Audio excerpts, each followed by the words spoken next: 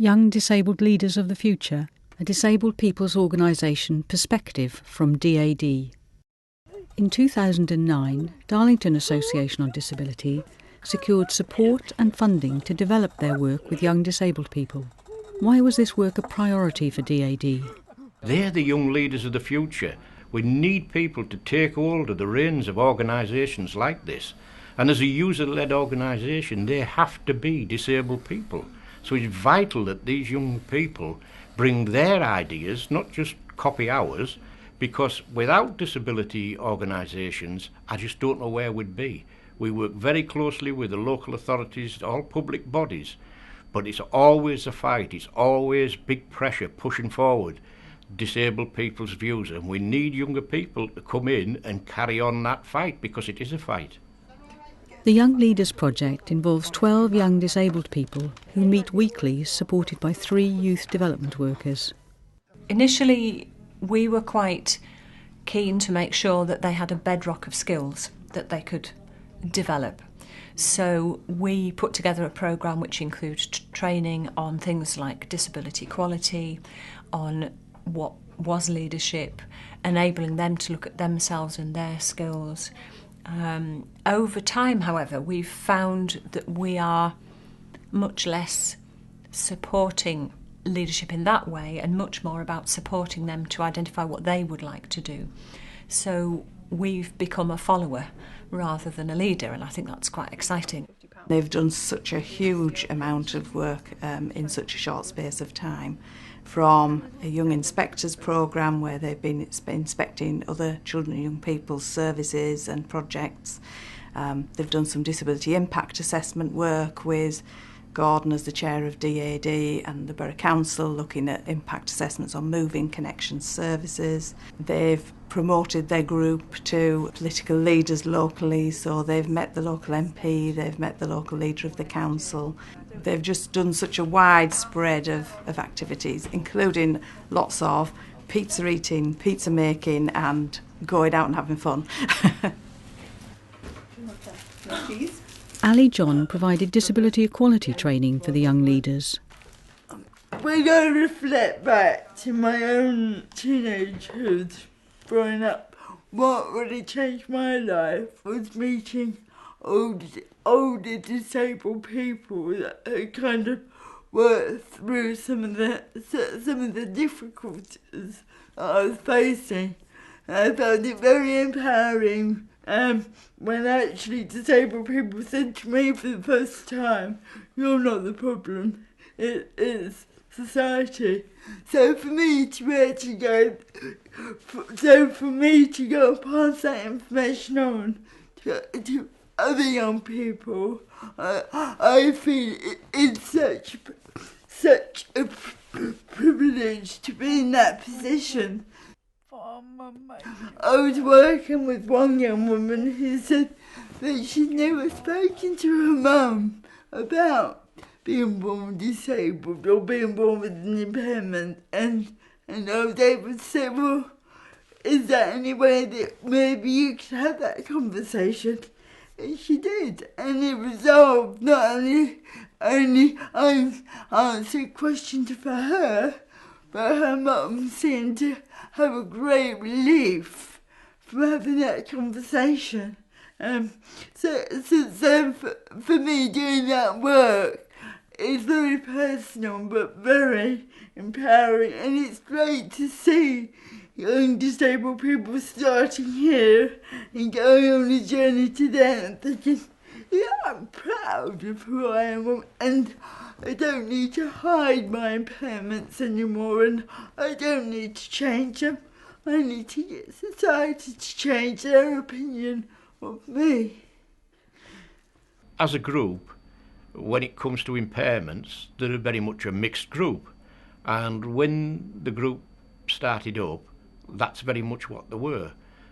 Individuals getting together, trying to get to know each other. And I was told that they were travelling somewhere to go to some event, only to find out that when they got there, that it was upstairs and there was no lift. And one of the members was a wheelchair user. And there was no ifs and buts about it. The young people said, if we all can't go, we won't go, and turn around and come away again. And that was them bonding, and that was brilliant. And then they addressed the issue of why they couldn't have gone and made a complaint about it. And I thought that was really good. Young leaders meet Gordon regularly, informally for coffee with the chair, and are influencing the work of DAD in many ways. One of the young people would like to be a trustee. At the moment, he legally can't be, because we are a company limited by guarantee, and the trustees are also directors, and there's an age limit on that. So up until that point, he legally can't be a trustee. But we're taking it further than that, and we're looking at ways of not just one young person wanting to be a trustee, but a kind of shadow committee, a shadow group. And it's certainly in its infancy, but we think that is a possible way forward. It was one of the suggestions the young people made. It's not us putting these suggestions into the heads of people, it's them trying to say to us, this is how we think we could get involved and learn about things. At every one of our trustees meeting, it's surprising how it's changed as we're talking about things and we say, what would the younger people think of it though? Why were we just thinking this way? We need to go back and ask them their opinions on it. So they're already influencing the decision making of the trustees within the organisation. We have been able to involve young people in recruitment. Initially that was within the play and leisure service that we provide, and we're now extending that, and we've got some recruitment going on at the moment. So we're actually doing some training with the young people next week, and then they will be sitting as full members of the interview panel for those posts. The other idea that the young people have suggested that we're working on is that they meet individually with staff from each of the 9 projects that DAD is currently running to talk to them as projects about how they encourage young people into their service. So, for example, the carer support service, the information service, how can they better engage with young people, because we know that by and large the people who come to those services and use those services are slightly older, and we want to change that. We've had the whole debate about Facebook within the organisation and social networking. Certainly we were very anti-social networking for all of the reasons that social networking gets bad press as well as good press. Having young leaders involved has made us look at that very differently, to the point that trustees are saying this is definitely something we must do. We need to find ways around of managing it safely and enabling the organisation to take on board social networking and people to be involved and included in that way.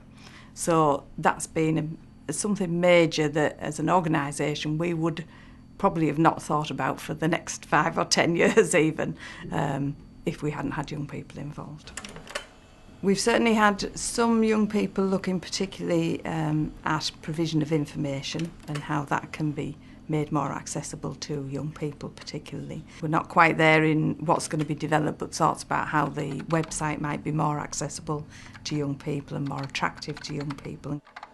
We've also become more accessible in terms of when we're active and when we're available as an organisation. So although we always were open on a Saturday, we're now organising things on a Saturday rather than just being open for one particular bit of the organisation. Evenings, weekends are becoming part of our normal working week now.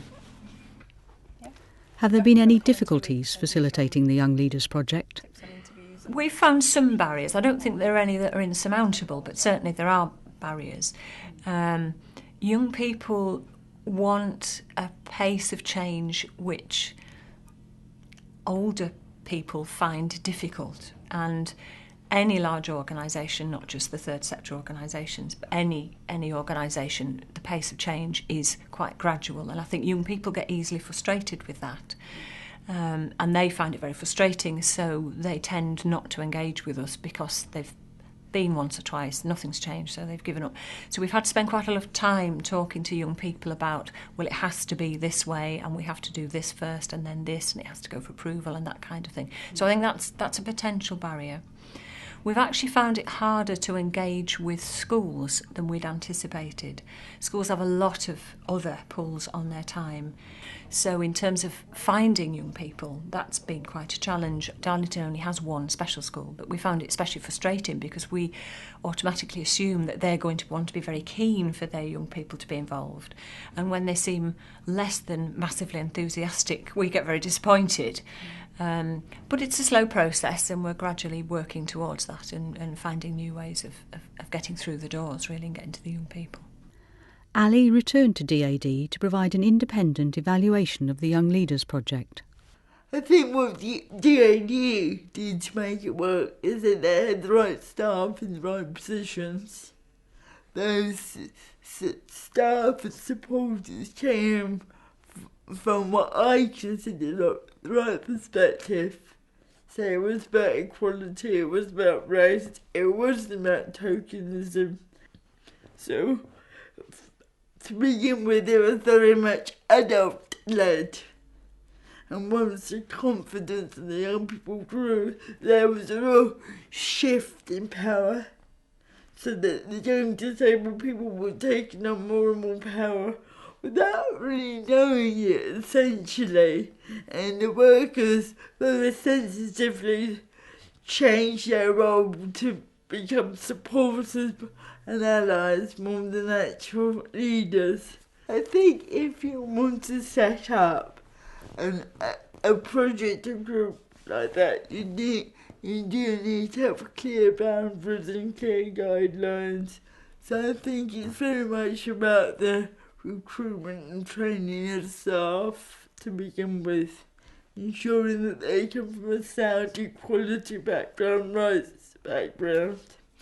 I think it's about giving time for that group to establish itself, and it is about the ongoing commitment. I think it is about having more money than you probably think you're going to need, because that's the way it is often with disabled people, that we require more assistance and more support to actually make things work. And one of the things that I particularly liked was they kept bringing it back to you are the future of the Disabled People's Movement organisation, whatever you want to call it. And it's about you guys taking on that cause, that fight. I think it's also about recognising that young disabled people do need training. They do need to be exposed to different attitudes, different thinking, and that will be emotional for some of them and quite wearing. But it's all part of that politicisation of it, and it is political. Certainly the young people that I work with became very aware that disablism is a political issue.